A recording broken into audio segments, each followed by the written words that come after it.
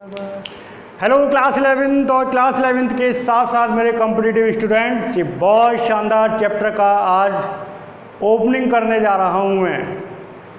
Class 11 part second, ध्यान दीजिए। Class 11 वाले स्टूडेंट मुख्य रूप से ध्यान दें। आपकी बुक को दो पार्ट्स में बांटा हुआ है, दो पार्ट्स में। तो फर्स्ट पार्ट में शुरुआत होती है आपका मोल कॉन्सेप्ट से, बेसिक केमिस्ट्री से। उसके बाद में आपका एटॉमिक स्ट्रक्चर आता है, उसके बाद में पीरियोडिक टेबल आता है, पीरियोडिक टेबल के बाद में केमिकल बॉन्डिंग आता है। तो केमिकल बॉन्डिंग इससे पहले मैंने फिनिश किया था और उससे पहले पीरियोडिक टेबल लिया था मैंने। अब उसको रोक कर अब मैं शुरू जो कर रहा हूँ वो पार्ट सेकंड है। और पार्ट सेकंड का एक सबसे पहला चैप्टर, और कहना चाहिए सबसे धांसू चैप्टर आपका, रिडॉक्स रिएक्शन। बहुत बढ़िया चैप्टर है। और इस चैप्टर को पढ़ाने के लिए और इस रिडॉक्स चैप्टर को भी पढ़ाने के लिए मुझे अलग से आपको 20 मिनट का एक वीडियो देना पड़ा। प्लीज़ फार्मूलों को बनाना सीख लीजिए। अगर आप वास्तव में केमिस्ट्री पढ़ना चाहते हो तो फार्मूलों को बनाना सीख लीजिए। अगर फार्मूले बनाने नहीं आएंगे तो केमिस्ट्री नहीं आएगा। तो चैप्टर का नाम है आपका रिडॉक्स। क्या है रिडॉक्स मैं बात करूँगा, पहले आप थोड़ा सा मेरी बातों पर ध्यान दीजिए। जब केमिस्ट्री है तो केमिस्ट्री में अभिक्रियाएँ हैं, बहुत सारी अभिक्रियाओं को इस केमिस्ट्री में कराया जाता है। ये अभिक्रियाएँ कई प्रकार की होती हैं। आपके पेट में भी अभिक्रियाएँ होती हैं, मेरे पेट में भी अभिक्रियाएँ होती हैं, पेड़ पौधों में भी अभिक्रियाएँ होती हैं। उन सारी अभिक्रियाओं में से अभिक्रियाओं का जो सबसे बड़ा समूह है वो है ऑक्सीकरण अपचयन अभिक्रियाएँ, ऑक्सीडेशन रिडक्शन रिएक्शन। ध्यान दीजिए, ऑक्सीकरण को हम लोग ऑक्सीडेशन बोलते हैं, रिडक्शन यानी अपचयन को हम लोग रिडक्शन बोलते हैं। ऑक्सीडेशन रिडक्शन होगा। अच्छा होगा इन वर्ड को इंग्लिश में याद रखें, क्योंकि अगर मैंने एनसीईआरटी के तहत बताना शुरू किया ना तो आप गायब हो जाओगे, क्योंकि उसमें और कठिन लेंगे। उपचयन पता नहीं कौन कौन से। तो ऑक्सीडेशन रिडक्शन, ऑक्सीकरण और अपचयन, इन दोनों का सामूहिक रूप है वो है रिडॉक्स। चैप्टर का नाम जो है उसको नाम को पहले मैं आइडेंटिफाई कर दूं। रिडॉक्स वर्ड में दो वर्ड जुड़े हुए हैं, रिडक्शन प्लस ऑक्सीडेशन। RE जो लिया हुआ है RED वो रिडक्शन से लिया गया है। OX माने बैल बैल नहीं, OX मतलब ऑक्सीडेशन। तो इन दोनों को मिला के हम लोगों ने बनाया है रिडॉक्स। ठीक है, यानी इस चैप्टर में आप लोग जो पढ़ने जा रहे हो भाई लोगों, वो पढ़ने जा रहे हो ऑक्सीडेशन और रिडक्शन के बारे में। ठीक है, ऑक्सीकरण और अपचयन के बारे में। बहुत मैंने फिर बताया कि ये सारी अभिक्रियाएं जितनी भी केमिस्ट्री में पढ़ी जाती हैं उनमें सबसे बड़ा समूह जो है वो ऑक्सीडेशन रिडक्शन का ही होता है। अधिकांश अभिक्रियाओं में ऑक्सीडेशन रिडक्शन होता है, आपको पता भी नहीं चलता। और अभिक्रिया में क्या हो गया, ऑक्सीडेशन हो गया, रिडक्शन हो गया। तो क्या है ये ऑक्सीडेशन रिडक्शन, शुरू करते हैं। तो शुरू करने से पहले एक छोटा सा बात बताता हूँ, ध्यान दीजिए। ऑक्सीकरण, देखो करण शब्द जो लगाते हैं हम लोग वो अभिक्रियाओं के लिए लगाते हैं। करण शब्द का मतलब क्या होता है, अभिक्रिया होता है। और ऑक्सी का मतलब यहाँ पे ऑक्सीजन से, यानी किसी अभिक्रिया में यदि ऑक्सीजन जुड़ रहा है तो आप उसको ऑक्सीकरण कह देते हैं। कोयला जानते हो, कोयला, उस कोयले को आपने जला दिया और उस कोयले के जलाने पर वहाँ CO2 बन गई। क्या हुआ, वो सब कोयला जल गया। कोयला तो जल गया, लेकिन अगर मेरी भाषा में सुनोगे तो मैं कहूँगा साहब कार्बन का दहन हुआ, यानी कार्बन का ऑक्सीकरण हो गया, क्योंकि बिना ऑक्सीजन के दहन तो होता नहीं। तो अगर मैं उसके समीकरण भी लिखूँगा तो समीकरण में यही तो लिखूँगा। तो इसमें क्या हो रहा है, बोले साहब इसमें कार्बन का ऑक्सीकरण हो रहा है, क्योंकि कार्बन पे ऑक्सीजन जुड़ रहा है। समझ रहे बात को। यानी जो बाबा आदम के ज़माने में लोग कहा करते थे तो उसके अनुसार ऑक्सीकरण की परिभाषा केवल इतनी सी होती है, ऑक्सीजन का जुड़ जाना ऑक्सीकरण है, हाइड्रोजन का जुड़ जाना अपचयन है। ध्यान देना, हाइड्रोजन का जुड़ जाना अपचयन यानी रिडक्शन, और ऑक्सीजन का जुड़ जाना यानी ऑक्सीकरण। कहीं पे अगर ऑक्सीजन से क्रिया करा दिया आपने तो समझ लेना कि ऑक्सीकरण हो गया। और कहीं पे अगर आपने हाइड्रोजन से करा दी तो समझ लेना अपचयन हो गया। ऐसा नहीं है ये परिभाषा गलत है, परिभाषा ये सही है बिल्कुल, मैं गलत नहीं कह रहा हूँ इनको, लेकिन इसके अलावा भी ऑक्सीकरण और अपचयन बहुत कुछ है। फिर आपको एक बार रिपीट कर दूं, ऑक्सीकरण अपचयन अभिक्रियाओं का एक समूह है। बहुत सारी अभिक्रियाएं आप इसमें पढ़ने जा रहे हो।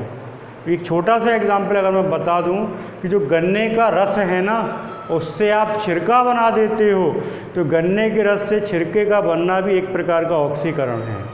वो ऑक्सीकरण नहीं होता तो छिरका नहीं बना होता, छिरका नहीं बना होता तुम लोगों ने खाया नहीं होता, तुम लोगों ने खाया नहीं होता तो खैर छोड़ो।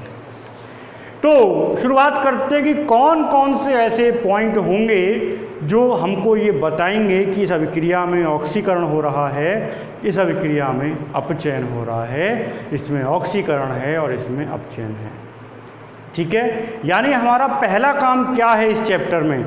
इस चैप्टर में आप ये छांटोगे कि किस अभिक्रिया में ऑक्सीकरण हो रहा है, किस अभिक्रिया में अपचयन हो रहा है। दूसरी बात हम लोग जो पढ़ेंगे इस चैप्टर में वो पढ़ेंगे ऑक्सीडेशन नंबर निकालना, ऑक्सीकरण संख्या निकालना। आसान है लेकिन मज़ेदार है, बहुत ज़रूरत पड़ेगी आपको इसकी 12th में भी। तीसरी चीज़ पढ़ेंगे हम लोग रिएक्शन को बैलेंस करना, कि किसी रिएक्शन को बैलेंस कैसे किया जाता है। फिर हम लोग पढ़ेंगे ऑक्सीकारक और अपचायक, इसी से निकल के आएगा। कुल मिला के ये कि अगर इस चैप्टर को ढंग से पढ़ लिया जाए तो आप रिएक्शन के बारे में बहुत कुछ सीख सकते हो, और बिना रिएक्शन के केमिस्ट्री नहीं होती। इसलिए भी चैप्टर का अच्छा पढ़ा जाना आपके लिए बहुत ज़रूरी है। ठीक है, तो शुरू करता हूँ। कौन कौन से ऐसे पॉइंट हैं, इन पॉइंट से आप ये बता सकते हो कि किसी का ऑक्सीकरण हो रहा है या किसी का अपचयन हो रहा है। ध्यान दीजिए, तो पहले मैं लिख रहा हूँ यहाँ पे ऑक्सीडेशन के पॉइंट। ठीक है, फिर हम लोग बात करेंगे रिडक्शन के पॉइंट की। तो पहले मैं आपको ऑक्सीडेशन के पॉइंट लिखता हूँ। कौन कौन से पॉइंट ऑक्सीडेशन के, ध्यान दीजिए। पहला ऑक्सीजन, ठीक है, ध्यान देना, ऑक्सीजन। और ऐसे लिख देता हूँ मैं, चलो मैं आपको वैसे बताता हूँ। ऑक्सीजन का बढ़ना, यानी ऑक्सीजन यदि किसी में बढ़ रहा है तो समझ लेना ऑक्सीकरण हो रहा है। जैसे एग्जाम्पल भी साथ के साथ बता रहा हूँ, मैं एग्जाम्पल मिटालता चलूँगा इसलिए आप नोट करते चलना। C+O2 से बन रहा है CO2, देखिए ऑक्सीजन बढ़ गया। यहाँ कार्बन पे कितना है, एक भी ऑक्सीजन नहीं है। यहाँ CO2 में कार्बन पे 2 ऑक्सीजन आ गए। अब लैंग्वेज क्या बोली जाती है, ध्यान दीजिए। मैं आपसे कहूँ बताइए इस अभिक्रिया में किसका ऑक्सीकरण हो रहा है, तो आप बोलोगे इस अभिक्रिया में कार्बन का ऑक्सीकरण हो रहा है। इस अभिक्रिया में किसका ऑक्सीकरण हो रहा है, कार्बन का ऑक्सीकरण हो रहा है इस अभिक्रिया में। ठीक है बात। ऐसी अगर मैं लिख दूँ H+O2 से बन रहा है SO2, इस अभिक्रिया में सल्फर का ऑक्सीकरण हो रहा है, क्योंकि सल्फर पे ऑक्सीजन जुड़ रहा है। ये मत कहने लगना कि ऑक्सीजन का ऑक्सीकरण हो रहा है।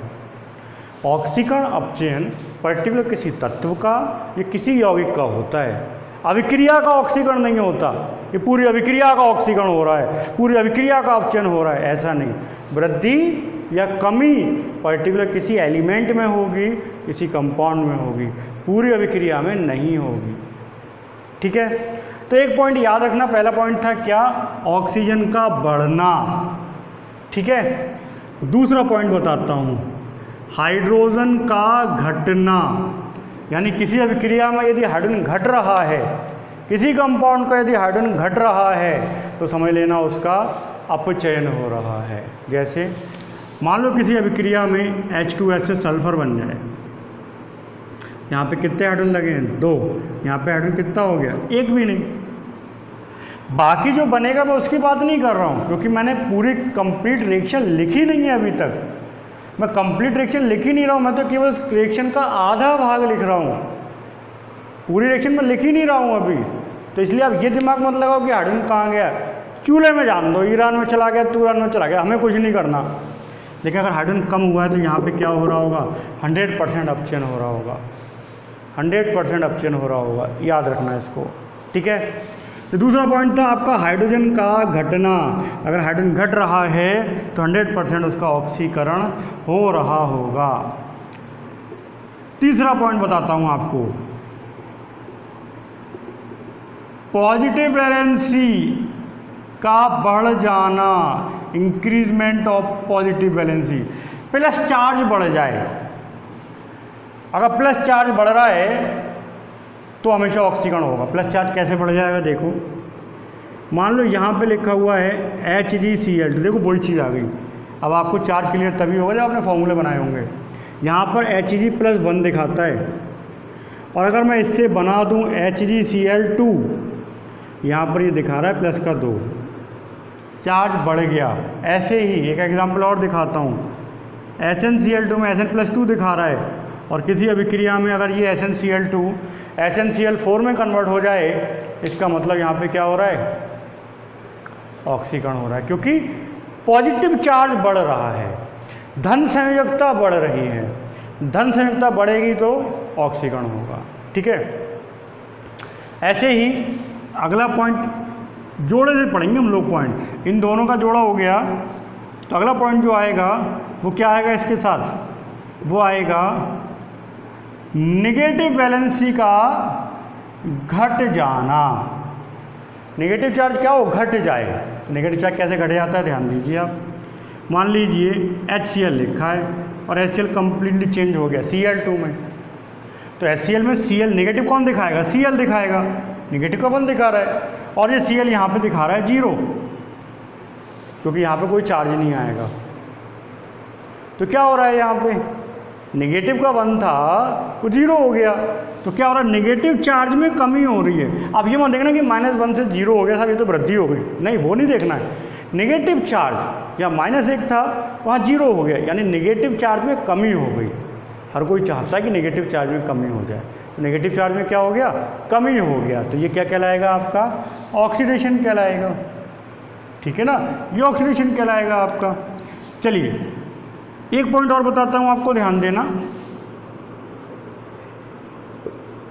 पॉजिटिव एलिमेंट घट जाए, पॉजिटिव एलिमेंट का घट जाना, जैसे यहाँ पर Hg2Cl2 लिखा था, इसमें पॉजिटिव वाला कौन है, Hg, और Hg की संख्या कितनी चल रही है, 2, और यहाँ पे रह जाए ये 1, तो धन वाला जो पॉजिटिव वाला एलिमेंट था वो एलिमेंट घट गया, नहीं घट गया।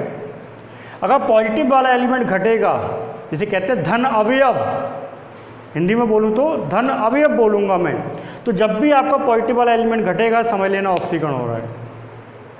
ये सारे पॉइंट्स हैं, और इसी का दूसरा जोड़ा आएगा, वो क्या आएगा, नेगेटिव एलिमेंट क्या हो जाए, नेगेटिव एलिमेंट बढ़ जाए। अब नेगेटिव एलिमेंट बढ़ कैसे जाएगा, इसको भी समझ लो आप। नेगेटिव एलिमेंट कैसे बढ़ जाएगा, तो नेगेटिव एलिमेंट ऐसे बढ़ जाएगा। मान लो यहाँ पे SnCl2 था, यहाँ SnCl4 हो गया। इसमें नेगेटिव वाला कौन है, यही तो है, 2 है। यहाँ पे नेगेटिव वाले कितने हो गए, 4 हो गए। तो नेगेटिव का बढ़ जाना, ये भी क्या कहलाता है आपका, ऑक्सीडेशन कहलाता है। ये भी क्या कहलाएगा, ऑक्सीडेशन कहलाएगा। ठीक है बात, एक पॉइंट ये हो गया। एक पॉइंट और बताता हूँ इसमें, ये बहुत इम्पोर्टेंट है आयनिक अभिक्रियाओं के लिए, इलेक्ट्रॉन का त्यागना। इलेक्ट्रॉन का त्यागना, जैसे सोडियम है, सोडियम ने 1 इलेक्ट्रॉन का त्याग कर दिया, तो ये ऑक्सीकरण हो गया। जब भी कोई एटम इलेक्ट्रॉन का त्याग करेगा, दिमाग में खूब बैठा लीजिए, जब भी कोई एटम इलेक्ट्रॉन का त्याग करेगा तो ऑक्सीकरण ही होगा, ये तय है। आ रहा है बात समझ में। और आपको एक बात बताता हूँ, 8वां पॉइंट जो मैं लिख रहा हूँ वो इन सब पॉइंट का पप्पा है। बोले साहब पप्पा था सबसे बाद में बताया, हाँ, क्योंकि मुझे इन पॉइंट्स की जानकारी देनी ही थी। और पप्पा है क्या, यदि किसी एलिमेंट की ऑक्सीडेशन नंबर में वृद्धि हो जाए, यानी 8वां पॉइंट लिख रहा हूँ, और इसके बारे में डीपली बात करेंगे हम लोग बाद में। ऑक्सीडेशन नंबर में यदि क्या हो जाए, वृद्धि हो जाए, ऑक्सीडेशन नंबर बढ़ जाए किसी एलिमेंट का, तो समझ लेना वहाँ पे ऑक्सीकरण हो रहा है। तो यानी कुल कितने हम लोगों ने 8 पॉइंट लगभग पढ़े हैं। ऑक्सीजन का बढ़ना यानी ऑक्सीकरण, हाइड्रोजन का घटना यानी ऑक्सीकरण, पॉजिटिव बैलेंसी +1 से +2 हो गया, +3 हो गया, ऑक्सीकरण है। नेगेटिव बैलेंसी कम हो जाए, -4 था -2 रह गया, तो ऑक्सीकरण हो गया। पॉजिटिव एलिमेंट ही घट जाए, तत्व कम हो जाए, इधर 2 चीज़ चल रहे थे, इधर 1 ही रह गया, नेगेटिव एलिमेंट क्या हो, बढ़ जाए, 2Cl से 4 हो गए।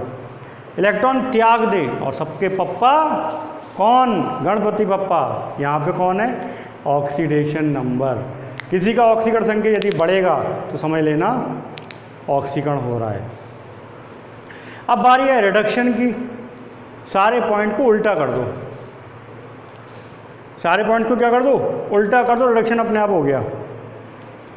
मतलब सारे पॉइंट्स को उल्टा कर दो, रिडक्शन अपने आप हो गया। इसका क्या मतलब है, यदि कहीं पे ऑक्सीजन में कमी हो रही है, रिडक्शन है, अपचन है।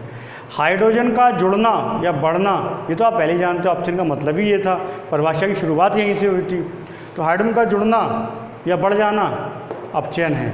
पॉजिटिव वैलेंसी कम हो जाए, नेगेटिव वैलेंसी बढ़ जाए, पॉजिटिव एलिमेंट बढ़ जाए, नेगेटिव वाला घट जाए। इलेक्ट्रॉन ग्रहण करना, इलेक्ट्रॉन ग्रहण करना अपचयन है। ऑक्सीकरण संख्या में कमी हो जाना अपचयन होता है। 4 पॉइंट याद रखना, अगर ये 8 याद ना रख पाओ 4 याद रखना। हाइड्रोजन ऑक्सीजन याद रखना, ऑक्सीडेशन नंबर याद रखना, और इलेक्ट्रॉन का त्यागना और ग्रहण याद करना। याद, इन 4 पॉइंट से ही मैं पूरा चैप्टर ले जाऊंगा खींच के, सब ना याद रख पाओ, लेकिन कॉपी में नोट सब पॉइंट्स करना अच्छा लगता है। ठीक है बात। तो फिर मिलेंगे हम लोग इसके बाद एग्जाम्पल के साथ, कुछ एग्जाम्पल सॉल्व करेंगे हम लोग। पहले इसको नोट करें, थोड़ा सा पढ़ने की कोशिश करें, फिर मिलेंगे हम लोग। तब तक के लिए धन्यवाद।